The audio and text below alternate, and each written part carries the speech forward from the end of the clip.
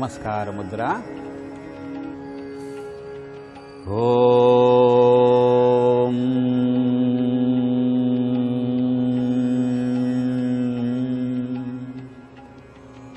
ಸರ್ವೇ ಭವಂತು ಸುಖಿನಃ ಸರ್ವೇ ಸಂತು ನಿರಾಮಯಾಃ ಸರ್ವೇ ಭದ್ರಾಣಿ ಪಶ್ಯಂತು ಮಾ ಕಶ್ಚಿತ್ ದುಃಖಭಾಗ್ ಭವೇತ್. ಓಂ ಶಾಂತಿ ಶಾಂತಿ ಶಾಂತಿ.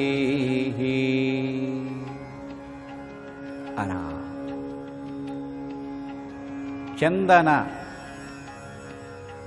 ವಾಹಿನಿಯ ಸಂಪೂರ್ಣ ಸ್ವಾಸ್ಥ್ಯಕ್ಕೆ ಯೋಗದ ಸರಣಿಯಲ್ಲಿ ಈಗ ವಿಶೇಷವಾಗಿ ಮುದ್ರೆಯ ಕುರಿತು ಚಿಂತನೆ ಮಾಡೋಣ. ನಾವು ಯಾರಿಗಾರು ಪ್ರಶ್ನೆ ಮಾಡಿ, ನಿಮ್ಮ ಜೀವನದ ಉದ್ದೇಶ ಏನಪ್ಪ ಅಂದರೆ ನಾವು ಬೇರೆ ಬೇರೆ ಹೇಳ್ತೇವೆ, ಆ ಸಾಧನೆ ಈ ಸಾಧನೆ ಅಂತೇಳಿ.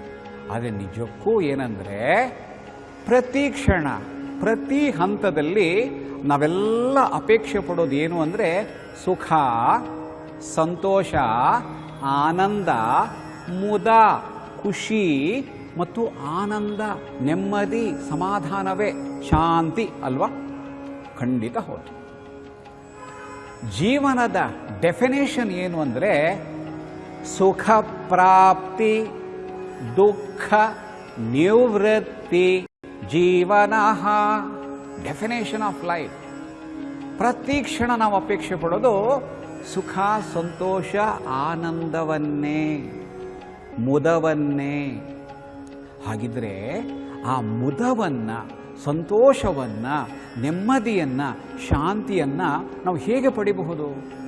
ಒಂದು ನಮ್ಮ ನಿತ್ಯ ದಿನಚರಿಯಲ್ಲಿರಬಹುದು, ನಮ್ಮ ಮಾನಸಿಕ ವಿಕಾಸದ ಮೂಲಕ ಇರಬಹುದು, ಭಾವನೆಗಳ ಸಂಸ್ಕಾರದ ಮೂಲಕ ಆ ದೈವೀ ಗುಣವನ್ನು ಸಂಪಾದಿಸಿ ದೇವರ ಅನುಗ್ರಹ ಪಡೆಯುವ ಮೂಲಕ ಇರಬಹುದು. ಆದರೆ ಇನ್ನೊಂದಿದೆ, ಇದೆಲ್ಲದಕ್ಕೂ ಖುಷಿ ಪಡಲಿಕ್ಕೆ, ಸಮಾಧಾನ ಪಡಲಿಕ್ಕೆ ಅಡೆತಡೆಗಳು ಬರುತ್ತೆ. ಎಲ್ಲಿದು ಅಂದರೆ ನಮ್ಮ ಶರೀರದಲ್ಲಿರುವ ಪ್ರಾಣದಲ್ಲಿ. ಪ್ರಾಣ ಅಂದರೆ ಏನು? ಒಂದು ಶಕ್ತಿ, ಎನರ್ಜಿ ಅಂತ ಕರೀತೇವೆ. ಇಡೀ ವಿಶ್ವದಲ್ಲಿ ಶಕ್ತಿ ಅನ್ನೋದು ಒಂದೇ. ಪ್ರಾಣಸ್ಯೇದಂ ವಶೇ ಸರ್ವಂ ತ್ರಿಧಿವೇಯತ್ ಪ್ರತಿಷ್ಠಿತಂ ಮಾತೇವ ಪುತ್ರಾನ್ ರಕ್ಷಸ್ವ ಶ್ರೀಶ್ಚ ಪ್ರಜ್ಞಾಂಶ್ಚ ವಿದೇಹಿ ನಯಿತಿ. ಮೂರು ಲೋಕದಲ್ಲಿ ವ್ಯಾಪಿಸಿರುವ ಆ ತಾಯಿ ಜಗನ್ಮಾತೆ ಚಾಮುಂಡೇಶ್ವರಿ ಇರಬಹುದು, ಭಾರತ ಮಾತೆ ಇರಬಹುದು, ದುರ್ಗೆ ಇರಬಹುದು, ಎಲ್ಲ ಮಾತೆಯರು ಪ್ರಾಣ ಮಾತೆ ಅಂತ ಕರೀತೇವೆ. ಹೇ ತಾಯೇ, ನಮಗೆ ಪುಟ್ಟ ಮಕ್ಕಳಾಗೆ ರಕ್ಷಣೆ ಮಾಡು, ನಮ್ಮನ್ನು ಉದ್ಧರಿಸು, ಆ ಭಗವಂತನ ಅನುಗ್ರಹಕ್ಕೆ ಪ್ರಾಪ್ತ ಮಾಡು ಅಂತೇಳಿ ಪ್ರಾರ್ಥನೆ ಮಾಡ್ತೇವೆ. ಆ ಎನರ್ಜಿಯಲ್ಲಿ ಗಮನಿಸಿ, ಎಲ್ಲ ಕಡೆ ಎನರ್ಜಿ ಇರೋದು ಒಂದೇ. ನಮ್ಮೊಳಗಿರುವ ಎನರ್ಜಿಗೆ ಪಂಚಪ್ರಾಣ ಅಂತ ಕರೀತೇವೆ. ಪ್ರಾಣ, ಅಪಾನ, ಸಮಾನ, ಉದಾನ ಮತ್ತು ವ್ಯಾನ. ಹಾಗೆ 5 ಉಪಪ್ರಾಣಗಳಿದೆ.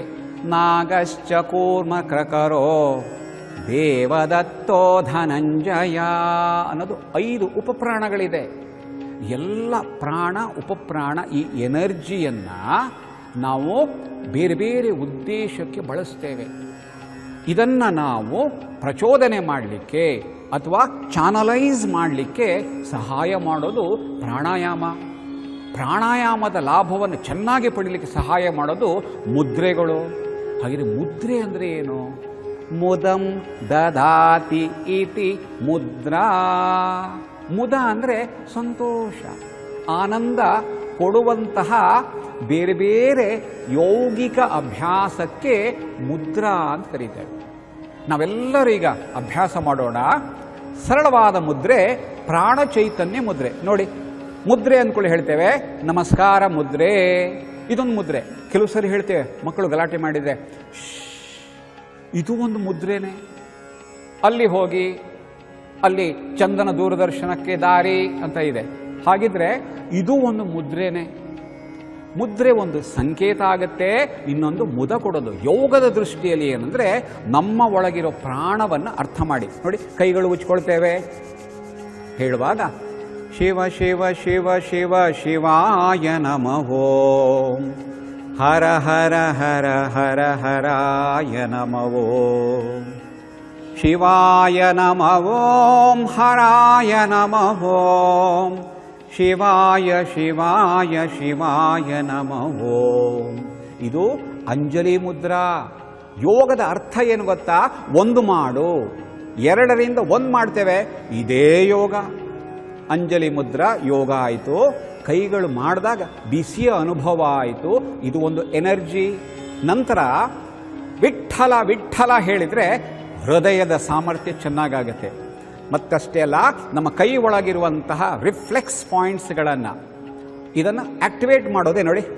ವಿಠ್ಠಲ ವಿಠ್ಠಲ ವಿಠ್ಠಲ ವಿಠ್ಠಲ ವಿಠ್ಠಲ ವಿಠ್ಠಲ ವಿಠ್ಠಲು ರೇ, ವಿಠ್ಠಲ ವಿಠ್ಠಲ ವಿಠ್ಠಲ ವಿಠ್ಠಲ ವಿಠ್ಠಲ ವಿಠ್ಠಲ ವಿಠ್ಠಲು ರೇ. ಮಹಾರಾಷ್ಟ್ರದಲ್ಲಿ ಇದು ವಿಠ್ಠಲ ವಿಠ್ಠಲ ವಿಠ್ಠಲ ವಿಠ್ಠಲ ಅಂತ ಹೇಳೋದ್ರಿಂದ ಆಗುವಂಥ ಲಾಭವನ್ನು ಅವರು ವೈಜ್ಞಾನಿಕವಾಗಿ ಸಂಶೋಧನೆ ಮಾಡಿದ್ದಾರೆ. ನಿಮಗೆ ಸಾಧ್ಯ ಆದರೆ ನಾವು ಕಂಪ್ಯೂಟರಲ್ಲಿ ಗೂಗಲಲ್ಲಿ ಹೋಗಿ ನೋಡಿ, effect of Vitthala chanting on heart ಅನ್ನೋದನ್ನು ಟೈಪ್ ಮಾಡಿ, ಅದರ ವಿವರ ಬರುತ್ತೆ. ಕ್ಲಿನಿಕಲ್ ಸ್ಟಡಿ ಮಾಡೋದ್ರಿಂದ ಹೃದಯದ ಸಾಮರ್ಥ್ಯ ಚೆನ್ನಾಗಾಗುತ್ತೆ. ವಿಠ್ಠಲ ವಿಠ್ಠಲ ಹೇಳೋದ್ರಿಂದ ಪ್ರಚೋದನೆ ಆಗುತ್ತೆ. 38 ರಿಫ್ಲೆಕ್ಸ್ ಪಾಯಿಂಟ್ಸ್ಗಳು ಆಕ್ಟಿವೇಟ್ ಆಗುತ್ತೆ, ಹೃದಯ ಚೆನ್ನಾಗಾಗತ್ತೆ. ಜೊತೆಗೆ ಪ್ರಾಣಶಕ್ತಿಯ ಒಂದು 72,000 ನಾಡಿಗಳ ಸಂಪರ್ಕ ಇರೋದೇ ಕೈ ಬೆರಳಿನಲ್ಲಿ. ನೋಡಿ, ಹೀಗಿಟ್ಕೊಳ್ಳಿ, ಇದನ್ನು ಮಾಡಿ ನೋಡುವ. ಶ್ರೀನಿವಾಸ ಗೋವಿಂದ, ವೆಂಕಟರಮಣ ಗೋವಿಂದ, ಗೋವಿಂದ ಹರಿ ಗೋವಿಂದ, ವೆಂಕಟರಮಣ ಗೋವಿಂದ. ಇದನ್ನು ಇನ್ನು ಅಕಸ್ಮಾತ್ ನಾವು ಸ್ವಲ್ಪ ಕೈಗಳು ದೂರ ದೂರ ಹತ್ತಿರ ತಂದರೆ ನಮ್ಮೆರಡು ಬೆರಳುಗಳ ಮಧ್ಯದಲ್ಲಿ ಒಂದು ಅಟ್ರಾಕ್ಷನ್ ರಿಪಲ್ಷನ್ ಇದೆ. ಇದೇ ಪ್ರಾಣಶಕ್ತಿ. ಇದಾದ ನಂತರ ನಮ್ಮ ಕೈ ಒಳಗೆ ಈ 4 ಬೆರಳುಗಳನ್ನು ಎಲ್ಲಿ ಪ್ರೆಸ್ ಮಾಡ್ತೀವಲ್ಲ, ಈ ಭಾಗವೇ ಹಾರ್ಟ್, ಲಂಗ್ಸ್, ಕಿಡ್ನಿ, ಪ್ಯಾಂಕ್ರಿಯಾಸ್ಗಳ ಪಾಯಿಂಟು. ಸರಳವಾಗಿದೆ ನೋಡಿ. ಶ್ರೀರಾಮ್ ಜೈ ರಾಮ್ ಜೈ ಜೈ ರಾಮ್, ಶ್ರೀರಾಮ್ ಜೈ ರಾಮ್ ಜೈ ಜೈ ರಾಮ್. ಎಲ್ಲರೂ ಹೇಳಿ ರಾಮ್ ರಾಮ್ ರಾಮ್, ಶ್ರೀರಾಮ್ ಜೈ ರಾಮ್, ಶ್ರೀರಾಮ್ ಜೈ ರಾಮ್, ಶ್ರೀರಾಮ್ ಜೈ ರಾಮ್, ಶ್ರೀರಾಮ್ ಜೈ ರಾಮ್.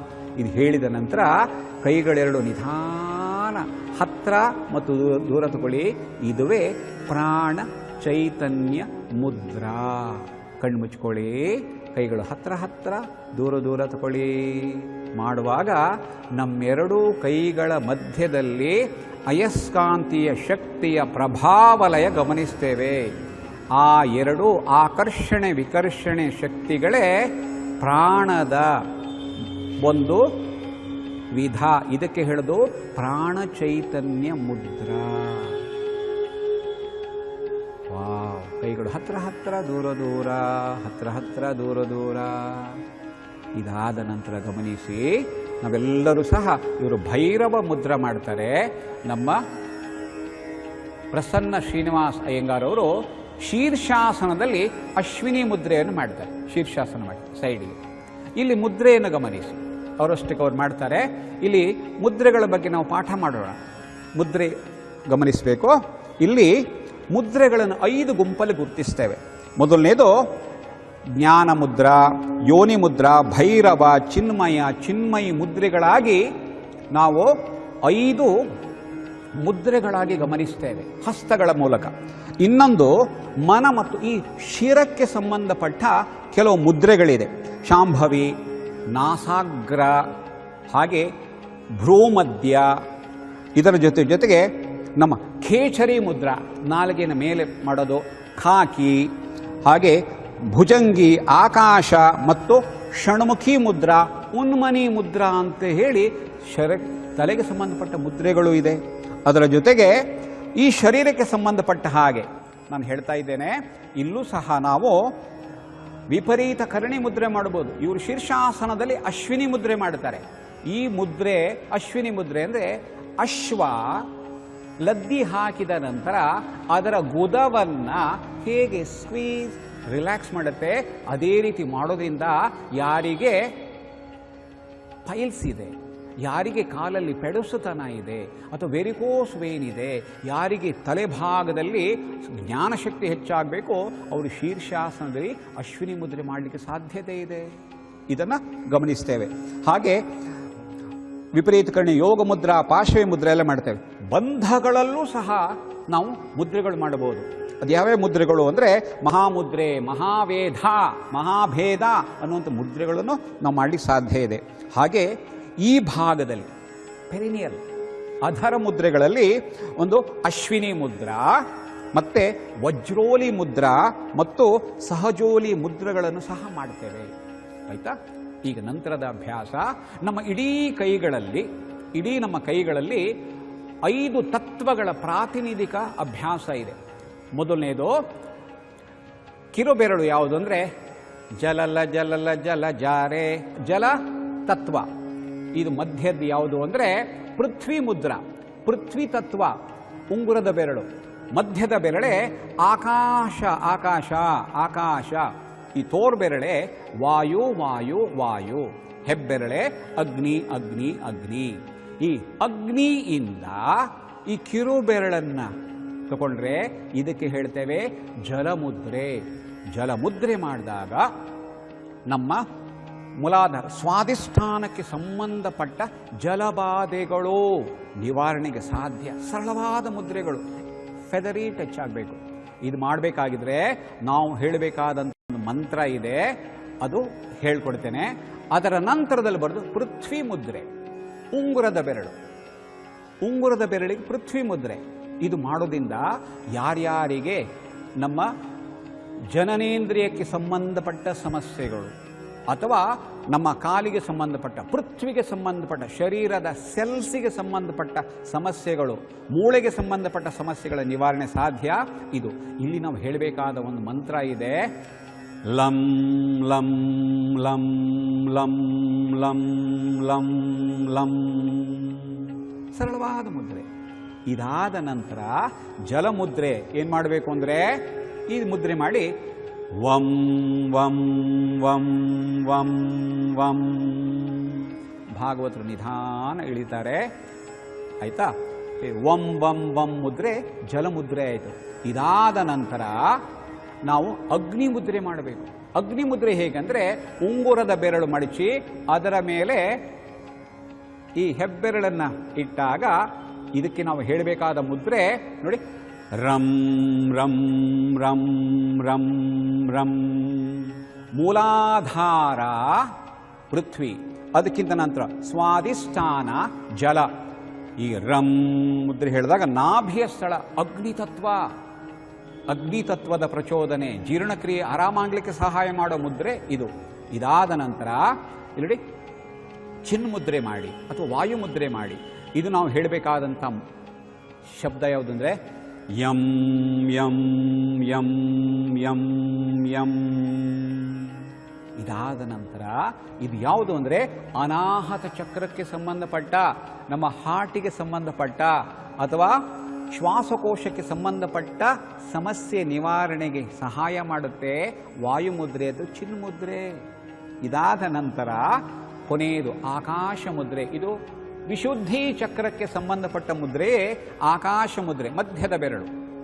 ಇದಕ್ಕೆ ಹೇಳಬೇಕಾದಂಥ ಮಂತ್ರ ಯಾವುದು ಅಂದರೆ ಹಂ ಹಂ ಹಂ ಹಂ ಹಂ. ಇದಾದ ನಂತರ ಅಂಜಲಿ ಮುದ್ರೆ ಮಾಡ್ತೇವೆ. ಮಾಡಿದ ನಂತರ ಆಜ್ಞಾಚಕ್ರ. ಆಜ್ಞಾಚಕ್ರದ ನಾದ ಯಾವುದು ಅಂದರೆ ಅಂ ಅಂ ಅಂ ಅಂ ಅಂ. ಸಹಸ್ರಾರ ಚಕ್ರದ ಮುದ್ರೆ ಸ್ವೀಕಾರ ಮುದ್ರೆ. ಇದು ಮಾಡಿ ಹೇಳಬೇಕಾಗಿದ್ದೆ ಓಂ ಓಂ ಓಂ ಓಂ ಓಂ. ಇದೆಲ್ಲ ಸರಳವಾದ ಮುದ್ರೆಯಲ್ಲಿ ನಮ್ಮ ಪಂಚಭೂತಗಳಿಂದ ನಿರ್ಮಿತವಾದ ಈ ಶರೀರವನ್ನು ಪಂಚತತ್ವಗಳ ಪ್ರಾತಿನಿಧಿಕ ಬೆರಳುಗಳಿಂದ ಮುದ್ರೆಗಳು ಮಾಡಿ ಅವುಗಳಲ್ಲಿ ಬರುವಂತಹ ಎನರ್ಜಿಯ ಇಂಬ್ಯಾಲೆನ್ಸನ್ನು ಸರಿ ಮಾಡಿ ಮುದವನ್ನು, ಆನಂದವನ್ನು, ಸ್ವಾಸ್ಥ್ಯವನ್ನು, ಸಂಪೂರ್ಣ ಸ್ವಾಸ್ಥ್ಯವನ್ನು ಪಡೀಲಿಕ್ಕೆ ಸಹಾಯ ಮಾಡುವ ಮುದ್ರೆಯ ಅಭ್ಯಾಸ ಮಾಡೋಣ. ಈಗ ನಾವು ಮುದ್ರೆಯ ನಂತರದಲ್ಲಿ ಇನ್ನೊಂದು ಭಾರಿ ಆಸಕ್ತಿದಾಯಕ ಇಂಟ್ರೆಸ್ಟಿಂಗ್ ಟೆಕ್ನಿಕ್ ಕಲಿಬೇಕು ನಾವು. ಅದು ಏನು ಅಂದರೆ ಕಂದುಕ ಯೋಗ. ಆಶ್ಚರ್ಯ ಆಗತ್ತಾ? ಚೆಂಡಲ್ಲಿ ಮಕ್ಕಳ ಆಡುವ ಚೆಂಡಲ್ಲೂ ಸಹ ನಾವು ನಮ್ಮ ಈ ಎನರ್ಜಿಯನ್ನು ಹೇಗೆ ಪ್ರಚೋದಿಸ್ಬೋದು ಅಂತ ಹೇಳಿ. ಕಂದುಕ ಅಂದರೆ ಚೆಂಡು, ಆದರೆ ಇದಕ್ಕೆ ಒಂದು ಹೆಸರು ಕೊಡ್ತಾರೆ ಆಂಗ್ಲ ಭಾಷೆಯಲ್ಲಿ ಮಯೋಫೇಶಿಯಾ. Yogic exercise. ಮಯೋಫೇಶಿಯಾ ಅಂದರೆ ಏನು ಅಂದರೆ ಡೀಪ್ ಸೆಲ್ಸ್ ಮಸಲ್ಸ್, ಅವುಗಳನ್ನು ಸಹ ಹೇಗೆ ಪ್ರಚೋದನೆ ಕೊಡೋದು ಅನ್ನುವಂಥ ಸರಳವಾದ ಟೆಕ್ನಿಕ್. ಎಲ್ಲೆಲ್ಲಿ ಡೀಪಲ್ಲಿ ಎನರ್ಜಿ ಬ್ಲಾಕೇಜ್ ಇದೆ, ಅಡೆತಡೆ ಇದೆ, ಅದನ್ನು ನಿವಾರಿಸೋದು. ಮಯೋಫೇಶಿಯಾ ನಿಮಗೆ ಅರ್ಥ ಮಾಡಿಸ್ತೇನೆ. ನಮಗೆ ಗೊತ್ತು ಮೂಸುಂಬಿ ಇದೆ, ಇದರ ಮಯೋಫೇಶಿಯಾ ಅಂದರೆ ಮೇಲ್ಕದರು. ಇದನ್ನು ಸ್ವಲ್ಪ ಬಿಡಿಸಿದರೆ ಇದ್ರ ಒಳಗೆ ಒಂದು ಬಿಳಿ ಇದಿದೆ, ಇದು ಒಂದು ಲೇಯರ್. ಇದಕ್ಕಿಂತ ಒಳ ಮಯೋಫೇಶಿಯಾ ಇದು. ಇದಕ್ಕಿಂತ ನಂತರ ಈ ಒಂದು ಲೇಯರ್ ಇದೆ, ಈ ಒಂದು ತೊಳೆಗೆ ಬೇರೆ ಒಂದು ಚರ್ಮ ಇದೆ, ಇದೂ ಸಹ ಇದಕ್ಕಿಂತ ಮಯೋಫೇಶಿಯಾ. ಅದನ್ನು ನಾವು ಬಿಡಿಸಿದಾಗ ಅದರ ಒಳಗೂ ಸಹ ನೂರಾರು ಸಾವಿರಾರು ಸಣ್ಣ ಸಣ್ಣ ಒಂದು ದಳಗಳಿದೆ, ಕಾಳುಗಳಿದೆ. ಅದಕ್ಕೂ ಸಹ ಒಂದು ಕವರ್ ಇದೆ, ಅದು ಇದರ ಮಯೋಫೇಶಿಯಾ. ಅದನ್ನು ನಂತರ ತೆಗೆದಾಗಲೇ ಮೂಸುಂಬಿಯ ರಸ ನಮಗೆ ಸಿಗುತ್ತೆ. ಹಾಗೆ ಇದನ್ನೇ ಹೇಳೋದು, ಈ ನಮ್ಮ ಶರೀರದ ಚರ್ಮದಲ್ಲಿ ಚರ್ಮ ಇದೆ, ಒಳಚರ್ಮ ಇದೆ, ಮಾಂಸ ಇದೆ, ಅದರ ಪೇಶ ಇದೆ, ಹೀಗೆ 7 ಪದರ ಇದೆ. ಅದನ್ನು ಹೇಗೆ ನಾವು ಆಕ್ಟಿವೇಟ್ ಮಾಡೋದು ಅನ್ನೋದೇ ಮಯೋಫೇಶಿಯಾ ಟೆಕ್ನಿಕ್. ಸಿಂಪಲ್ ಇದೆ ನೋಡಿ. ಕಾಲನ್ನು ಚಾಚ್ತೀರಿ, ಕಾಲನ್ನು ಚಾಚಿ ಕಾಲೆರಡು ನಮ್ಮ ಕಣಕಾಲಲ್ಲಿ ಇಡ್ತೇವೆ ಮುಂದೆ. ಅಷ್ಟೇ ಮಾಡಿ ನೋಡಿ, ಕೈಗಳು ಸಪೋರ್ಟ್ ಕೊಟ್ಟು ಮುಂದೆ ಹಿಂದೆ ಮುಂದೆ ಹಿಂದೆ ರೊಟೇಟ್ ಮಾಡ್ತೇವೆ. ಈಗ ಗಮನಿಸಿ, ಈ ಭಾಗದಲ್ಲಿ ಅದು ಪ್ರಚೋದನೆ ಕೊಡ್ತಾ ಇದೆ. ಇದು ಒಂದು ಕ್ರಮ, ಕ್ಲಾಕ್ ವೈಸ್, ಹಾಗೆ ಆ್ಯಂಟಿ ಕ್ಲಾಕ್ ಮಾಡ್ತೇವೆ. ಇದಾದ ನಂತರ ಎರಡನೇ ಕ್ರಮವೇ, ಇದನ್ನು ನಾವು ಸಾಧಾರಣ 1 ರಿಂದ 2 ನಿಮಿಷಗಳ ಕಾಲ ಮಾಡೋದು ಲಾಭ. ನಂತರದಲ್ಲಿ ಅದನ್ನು ನಮ್ಮ ಕಾಫ್ ಮಸಲ್ಸ್ ಇಟ್ಕೊಳ್ತೇವೆ. ಮುಂದೆ ಹಿಂದೆ ಮುಂದೆ ಹಿಂದೆ, ತುಂಬ ಹಿಂದೆ ಮಾಡಿದಾಗ ಈ ನಮ್ಮ ಬಾಲಿನ ಸಹಾಯದಲ್ಲಿ ನಮ್ಮ ಮೀನಖಂಡದ ಒಳಭಾಗವನ್ನು ಪ್ರಚೋದಿಸುತ್ತೆ. ಅದಾದ ನಂತರ ನಮ್ಮ ಗಂಟಿನ ಮಧ್ಯ, ಕಾಲಿನ ಗಂಟಿನ ಕೆಳಭಾಗದಲ್ಲಿ ಅದನ್ನು ಪ್ರಚೋದನೆ ಕೊಡಿ. ಸರಳವಾಗಿದೆ ಇದು, ಆದರೆ ಅದು ಹಿತವಾದ ಪ್ರೆಷರ್ ಕೊಡ್ತಾ ಇದೆ. ಅದಾದ ನಂತರ ಪೃಷ್ಠಭಾಗದ ಕೆಳಗೆ, ಬಟಕ್ಸ್ ಹೇಳ್ತೇವೆ, ಪೃಷ್ಠಭಾಗದ ಕೆಳಗೆ ಕೊಡಬೇಕು, ಅದರ ಮೇಲೆ ಕೂತ್ಕೊಳ್ಬೇಕು. ನೋಡಿ, ಇದನ್ನು ಕೂತ್ಕೊಂಡು ಕಾಲು ಮಡಿಸ್ಕೊಳ್ಳಿ. ಇದು ನೋಡಿ, ಗೋಡು ಗೋಡು ಗೊಮ್ಮಟ ದೇವರಿಗೆ ದಾರಿ ಬಿಡಿ. ಇದು ನಮ್ಮ ಡೀಪ್ ಮಸಲ್ಸಿಗೆ ಅಲ್ಲಿಯ ಪ್ರಾಣ ಪಾಯಿಂಟ್ಸನ್ನು ಆಕ್ಟಿವೇಟ್ ಮಾಡೋ ಸಿಂಪಲ್ ಟೆಕ್ನಿಕ್ ಇದು, ಗುಡುಗುಡು ಗುಮ್ಮಟ ದೇವರು. ಇದಾದ ನಂತರ ವಜ್ರಾಸನ, ಸರಳವಾದ ವಜ್ರಾಸನ ಮಾಡಿ ನಮ್ಮ 2 ಬಾಲ್ಗಳನ್ನು ನಮ್ಮ ಕಾಲಿನ ಕೆಳಭಾಗ ಹಾಗೆ ನೋಡಿ ಇಟ್ಕೊಳ್ತೀವಲ್ಲ, ಇದು ವಜ್ರನಾಡಿಯನ್ನು ಪ್ರಚೋದಿಸುವ ಸರಳವಾದ ಟೆಕ್ನಿಕ್. ಇದಾದ ಕೂಡಲೇ ಅದನ್ನು ತಗೊಳ್ಳಿ, ನಮ್ಮ ಕಾಲಿನ ಸ್ವಲ್ಪ ಏಳಿ ಈ ಭಾಗದಲ್ಲಿ ಇಟ್ಕೊಳ್ತೇವೆ. ಇದು ಇಂಟ್ರೆಸ್ಟಿಂಗ್, ಸ್ವಲ್ಪ ನಮಗೆ ಹೆಚ್ಚು ಒತ್ತಡ ಕೊಡುತ್ತೆ. ಇದನ್ನು ಇಟ್ಕೊಳ್ತೇವೆ. ಇದಾದ ನಂತರ ಅದೆರಡು ತಗೊಂಡು ನಮ್ಮ ಕಾಲಿನ ಮಧ್ಯದಲ್ಲಿ ಇಟ್ಕೊಳ್ಳಿ. ಕೂತ್ಕೊಳ್ಳಿ. ಎಷ್ಟಾಗುತ್ತೆ ಅಷ್ಟು ನೋಡಿ, ಆರಾಮ್. ಇದೆಲ್ಲವೂ ನಮಗೆ ನೋಡ್ಲಿಕ್ಕೆ ಸರಳ ಇದೆ, ಮಾಡಿದಾಗ ಅನುಭವಿಸಿದಾಗ ಅದರ ಹಿತವಾದ ಪ್ರೆಷರ್ ಸಿಗುತ್ತೆ. ಇದು ಒಂದೊಂದನ್ನು ಸಹ ಕನಿಷ್ಠ ನಾವು 30 ಸೆಕೆಂಡಿಂದ 1 ನಿಮಿಷದವರೆಗೂ ಮಾಡಿದರೆ ಹೆಚ್ಚು ಲಾಭ ಆಗುತ್ತೆ. ಇದಾದ ನಂತರ ನಾವು ಆರಾಮಾಗಿ ಮಲಗ್ತೇವೆ. ಮಲಗಿದ ನಂತರ ನಾವು ಚೆಂಡುಗಳೆರಡನ್ನು ಸಹ ಪೃಷ್ಠದಲ್ಲಿ ಇಟ್ಕೊಳ್ತೇವೆ. ಎಸ್, ಹಾಗೆ ನೋಡಿ, ಸ್ವಲ್ಪ ರೊಟೇಟ್ ಮಾಡಿ. ಗುಡು ಗುಡು ಗುಡು ಗುಡು ಗುಮ್ಮಟ ದೇವರಿಗೆ ದಾರಿ ಬಿಡಿ ದಾರಿ ಬಿಡಿ. ಹಾಗೆಯೇ ಎಡಬಲ. ಇದು ಮಾಡಿದಾಗ ಯಾರಿಗೆ ಈ ಭಾಗದ ಎನರ್ಜಿ ಬ್ಲಾಕ್ ಇದೆಯಲ್ಲ ಅದನ್ನು ನಿವಾರಣೆಗೆ ಸಹಾಯ ಮಾಡುತ್ತೆ. ಅದಾದ ನಂತರ ಬಾಲನ್ನು ಮೂಲಾಧಾರದಿಂದ ಸ್ವಾದಿಷ್ಠಾನ ಚೂರು ಬೆನ್ನು ಕೆಳಗೆ ಮೇಲಿಟ್ಕೊಳ್ತೇವೆ. ಇದು ಮಾಡಿದಾಗಲೇ ಗಮನಿಸಿ, ನಮ್ಮ ಸ್ಪೈನಲ್ ಪ್ರಾಬ್ಲಮ್ ಇದ್ದರೂ ಸಹ ಹಿತವಾದ ಪ್ರೆಷರ್ ಸಿಗುತ್ತೆ. ಕಂದುಕ ಯೋಗ. ಸ್ವಲ್ಪ ಹಿಂದೆ ಮುಂದೆ ಆರಾಮ್ಸೆ. ಈಗ ಕಾಲು ಮಡಚ್ಕೊಳ್ತೇವೆ. ಕಾಲು ಮಡಚ್ಕೊಳ್ಳಿ. ಈಗ ನೋಡಿ, ಮೇಲೆ ಕೆಳಗೆ ಕಾಲು ಮಡಚ್ಕೊಳ್ಳಿ. ಒಂದೊಂದು ಬಾಲ್ ಆದರೂ ಸಾಕಾಗುತ್ತೆ. ಮೇಲೆ ಕೆಳಗೆ ಭಾಗವತ್ರೆ ಒಂದೇ ಬಾಲ್ ಸಾಕು. ಮೇಲೆ ಕೆಳಗೆ. ಇದಾದ ನಂತರ ಮಣಿಪೂರಕ ಚಕ್ರ ಅಂದರೆ ನವೆಲ್ ಕೆಳಭಾಗದಲ್ಲಿ ಒಂದೇ ಬಾಲ್ ಇಟ್ಕೊಳ್ತೇವೆ. ಒಂದು ಬಾಲ್ ಈ ಕಡೆ ಇಟ್ಕೊಳ್ಳಿ. ಈಗಲೂ ಅಷ್ಟೇ, ಕಾಲು ಮಡಚ್ಕೊಂಡು ರೊಟೇಟ್ ಮಾಡ್ತೇವೆ. ಹಿತವಾದ ಸರಳವಾದ ಟೆಕ್ನಿಕ್ ಇದು. ಈಗ ಕಾಲನ್ನು ಚಾಚ್ತೇವೆ. ಕಾಲು ಮಡಚ್ಕೊಂಡಾಗ ಸಿಗುವ ಪ್ರೆಷರ್, ಒತ್ತಡ ಬೇರೆ, ಕಾಲು ಚಾಚಿದಾಗ ಮಾಡುವ ಪ್ರೆಷರ್ ಬೇರೆ ಆಗತ್ತೆ. ಇದಾದ ನಂತರ ಅನಾಹತ ಚಕ್ರದ ಹಿಂಬದಿಯಲ್ಲಿ ಸರಳವಾದ ಬಾಲ್ ಇಟ್ಕೊಳ್ಳಿ. ಅಲ್ಲೂ ಅಷ್ಟೇ, ಕಾಲು ಮಡಚ್ಕೊಳ್ತೇವೆ ಮತ್ತು ಹಿತವಾದ ರೊಟೇಟ್ ಮಾಡಿದಾಗ ಅಲ್ಲಿ ಸಿಗುವ ಹಿತವಾದ ಪ್ರೆಷರ್ ಇದೆಯಲ್ಲ, ಆನಂದದಾಯಕ. ಇದಾದ ನಂತರ ಕಾಲು ಚಾಚಿ ರೊಟೇಟ್ ಮಾಡ್ತೇವೆ. ವ್ಯತ್ಯಾಸ ಆಗುತ್ತೆ ಸಿಗುವಂಥ ಪ್ರೆಷರ್. ಈಗ ನಂತರ ನಮ್ಮ ಕುತ್ತಿಗೆಯ ಕೆಳಭಾಗದಲ್ಲಿ ಇಟ್ಕೊಳ್ತೇವೆ.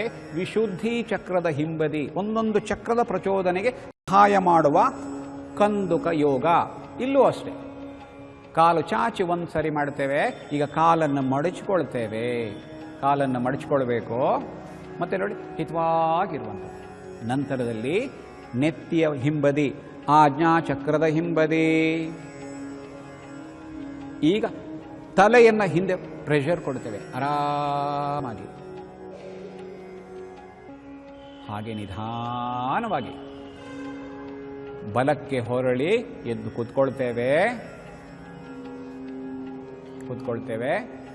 ನಂತರ ಈ ಕಂದುಕವನ್ನು ನಮ್ಮ ಕೆಳಗೆ ಇಟ್ಕೊಳ್ಬೇಕು. ವಜ್ರಾಸನದಲ್ಲಿದ್ದು ನಮ್ಮ ಹಣೆಯನ್ನು ಅದಕ್ಕೆ ತಾಗಿಸ್ತಾ ಅಲ್ಲೂ ಸಹ ರೊಟೇಟ್ ಮಾಡಿ. ಹಣೆ ತಾಗಿಸಿ. ಇನ್ನು ಮುಂದೆ ಭಾಗವತಲ್ಲಿ ಕೈ ಹಿಂದೆ ಕೊಡಿ. ಕೈ ಹಿಂದೆ ಕೊಡ್ತೇವೆ ಆರಾಮ್ಸೆ. ಭ್ರಾಮರಿ ಪ್ರಾಣಾಯಾಮ.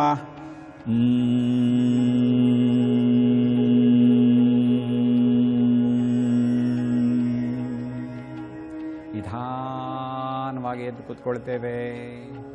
ಈ ರೀತಿ ಇನ್ನೂ ಹಲವು ಪ್ರಕಾರ ಮಾಡಬಹುದು. ನಮ್ಮ ಚೆಂಡನ್ನು ಇಲ್ಲಿಟ್ಕೊಂಡ್ಬಿಟ್ಟು ಎರಡೂ ಕಡೆ ಇಟ್ಕೊಂಡ್ಬಿಟ್ಟು ಈ ಪ್ರೆಷರ್ ಮಾಡಿದಾಗ ನಮ್ಮ ಮೂಗಿನ ಎರಡು ಬ್ಲಾಕೇಜ್ ಓಪನ್ ಆಗುತ್ತೆ. Simple technique. ಬಾಲ್ ಹಿಡ್ಕೊಳ್ಳಿ, ಜಸ್ಟ್ ಪ್ರೆಷರ್ ಮಾಡಿ. ನೀವು ಬಲ ಮಾಡಿದಾಗ ಎಡ ಓಪನ್ ಆಗುತ್ತೆ, ಎಡ ಮಾಡಿದಾಗ ಬಲ ಓಪನ್ ಮಾಡಿ ನೋಡಿ ಅದರ ಮೋಡಿ. ನಮಸ್ಕಾರ ಸ್ಥಿತಿ. ಕಂದುಕ ಕೈಯಲ್ಲಿದೆ. ಹಾಗೆ ಮಾತೃದೇವೋ ಭವ, ಪಿತೃದೇವೋ ಭವ, ಆಚಾರ್ಯ ದೇವೋ ಭವ, ಅತಿಥಿ ದೇವೋ ಭವ, ರಾಷ್ಟ್ರದೇವೋ ಭವ. ಭಾರತ ಮಾತಾ ಕಿ ಜೈ. ವಂದೇ ಯೋಗ ಮಾತರಂ.